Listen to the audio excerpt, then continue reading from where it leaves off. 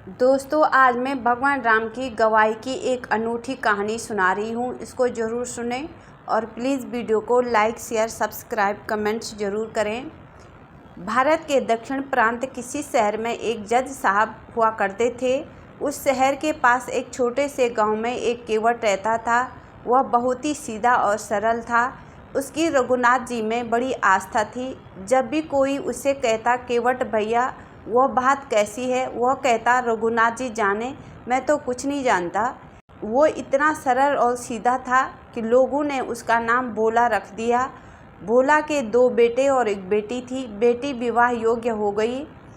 भोला के बेटे ने कहा, पिताजी गांव के साहूकार से कुछ पैसे उधार लेकर विवाह कर दीजिए, हम दोनों भाई मेहनत करके उधार चुका देंगे। भोला सेठ के पास गया, 200 रुपये उधार लिए और ब्याज की रकम तय हो गई। भोला पैसे लेकर वापस आया। बेटी की शादी धूमधाम से करी।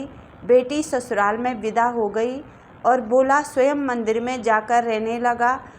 उसके लिए रघुनाथ जी ही सब कुछ थे।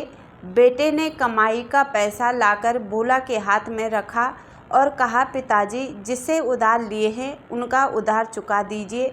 भोला पैसे लेकर सेठ के पास गया और उनका पूरा पैसा ब्याज सहित चुका दिया। सेठ जी ने उनको एक कागज़ की रसीद दी जिसमें पूरा हिसाब किताब लिखा था। उसमें लिखा था कि हिसाब चुकता हो गया है, ब्याज सहित हमें पैसा मिल गया। सेठ ने भोला केवट को रसीद दी और कहा कि भोला पढ़ो, इसमें क्या लिखा है। भोला केवट बोला, मैं कुछ नहीं जानता, जो जाने रघुनाथ जी जाने। यह सुनकर सेठ के मन में लालच आ गया।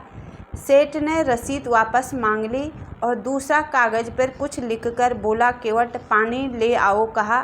भोला केवट पानी लेने चला गया। इतने में सेठ ने रसीद बदल दी और दूसरी रसीद भोला केवट को दे दी। भोला रसीद को अपने घर लाया और श्री रघुनाथ जी के चरणों में समर्पित करके अपने कमरे की अलमारी में रख दिया और प्रसन्न मन से रघुनाथ जी का भजन करने लगा। सेठ के मन में लालच अपनी चरम सीमा पर पहुंच गया और सेठ ने भोला केवट के विरुद्ध कोर्ट में केस दर्ज कर दिया। भोले का केस इन जज साहब की अदालत में आया जिनकी चर्चा हम कर रहे हैं। कोर्ट की पहली तारीख पर केवट जज साहब के सामने उपस्थित हुआ। जब जज ने पूछा, केवट तुमने सेठ से पैसा उधार लिया था? केवट बोला, हाँ हुजूर, मैंने पैसा उधार लिया था। दे दिया? हाँ जी दे दिया। जज साहब कोई प्रमाण है? हाँ साहब, यह रसीद है।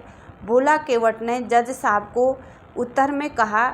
जज साहब ने रसीद देखी। इसको देखने के बाद जज साहब ने कहा कि इससे तो यह सिद्ध नहीं होता कि तुमने रुपये दे दिए हैं।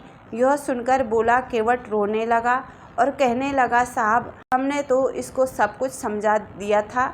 जज साहब ने भोला केवट को चुप कराया और बोला कि जब तुमने सेठ को रुपया दिया तब वहाँ कोई और भी था? भोला केवट ने कहा, वहाँ पर मेरे और सेठ जी के अलावा, रघुनाथ जी के अलावा कोई नहीं था। केवट ने सहज भाव से रघुनाथ जी का नाम लिया और जज साहब को लगा कि उनके गांव के रहने वाले कोई सज्जन पुरुष होंगे। जज साहब ने कहा कि ठीक है, अगली तारीख पर आना। जज साहब ने अपने खर्चे पर एक समन रघुनाथ जी के नाम से डाकिया के हाथ से भिजवा दिया। अब डाकिया रघुनाथ जी का समन लिए गांव में आया, परंतु उसे रघुनाथ जी के नाम का कोई आदमी नहीं मिला। एक सज्जन पुरुष से उसने पूछा कि भाई रघुनाथ जी कहाँ रहते हैं? सज्जन ने कहा कि गांव में रघुनाथ जी तो कोई नहीं है, परंतु रघुनाथ जी का एक मंदिर है। डाकिया भी मंदिर पहुंचा और मंदिर के पुजारी से पूछा, क्या रघुनाथ जी का मंदिर यही है? पुजारी ने कहा, हाँ। डाकिया बोला तो सामान पुजारी ने मन में ही मन सोचा, प्रभु ने समन बुला लिया है तो हम वापस क्यों करें? हस्ताक्षर पुजारी ने कर दिए। डाकिया को लगा यही रघुनाथ जी हैं। पुजारी ने सम्मान रघुनाथ जी के चरणों में रख दिया और कहा कि प्रभु आपके लिए फल आए, फूल आए, वस्त्र आए, मुकुट आए, आज कोई समन भी ले आया, वह प्रभु आपकी लीला। केवट गांव में वापस आया तो मंदिर पुजारी ने कहा कि रघुनाथ जी का नाम क्यों लिख दिया? केवट ने कहा, हम तो हर जगह रघुनाथ जी का नाम लेते हैं, वहाँ भी तो लिया। अंततः केवट बोला, रघुनाथ जी जाने, जो होगा देखा जाएगा। अदालत की तिथि आई। मंदिर के पुजारी ने कहा, बोला, केवट तुम जाओ ताकि समय पर अदालत में पेश हो सको। रहा रघुनाथ जी का तो रघुनाथ जी ही जाने। पुजारी जी ने रघुनाथ जी को स्नान कराया, नए वस्त्र पहनाए, भोग लगाया और कहने लगे, प्रभु जी आज आपको बाहर जाना है, आप कैसे करेंगे मुझे नहीं पता, परंतु भोला केवट की लाज आपको रखनी है, आपके अलावा उसका है भी कौन। इतना कहकर पुजारी जी के आंखों से अश्रु की धारा बह निकली। केवट अदालत में पहुंचा। जज साहब ने पूछा, केवट रघुनाथ जी कहाँ हैं? केवट ने कहा, वह सब जगह हैं, यही कहीं होंगे। जज साहब ने रघुनाथ जी को बुलाने का आदेश दिया। अदालत के चपरासी ने कहा, रघुनाथ जी हाजिर हो जाओ, रघुनाथ जी हाजिर हो जाओ, रघुनाथ जी हाजिर हो जाओ। तीसरे स्वर में क्या देखते हैं, एक वयोवृद्ध कमर झुकी हुई, हाथ में लाठी पकड़े हुए है, अदालत में प्रवेश कर रहे हैं। जज साहब ने रघुनाथ जी को कटघरे में बुलाया। भोला केवट ने रघुनाथ जी को प्रणाम किया। सेठ ने जैसे ही वयोवृद्ध जी को देखा वह चौंक गया और मन ही मन सोचा, यह कौन है। जज साहब ने रघुनाथ जी से पूछा, क्या केवट ने रुपया वापस कर दिया? रघुनाथ जी बोले, हाँ कर दिया। जज साहब बोले, उसका कोई प्रमाण है? रघुनाथ जी बोले, हाँ है। सेठ जी को अदालत में ही रखा जाए, उनकी बैठक में रजिस्टर है, उससे यहाँ मंगवाया जाए।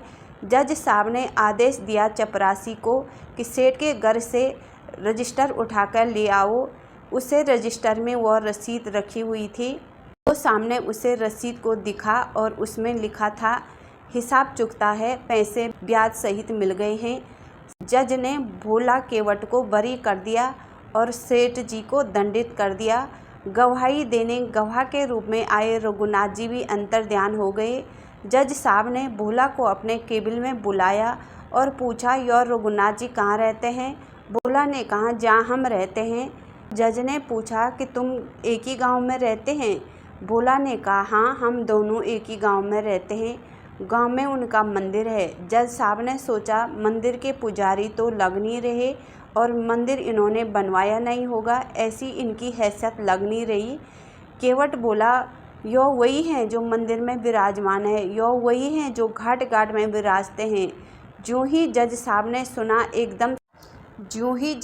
ने सुना एकदम सख्ते में आए। उन्होंने डाकिया को बुलवाया। डाकिया ने कहा, जिस आदमी ने हस्ताक्षर किए थे वह यो नहीं था।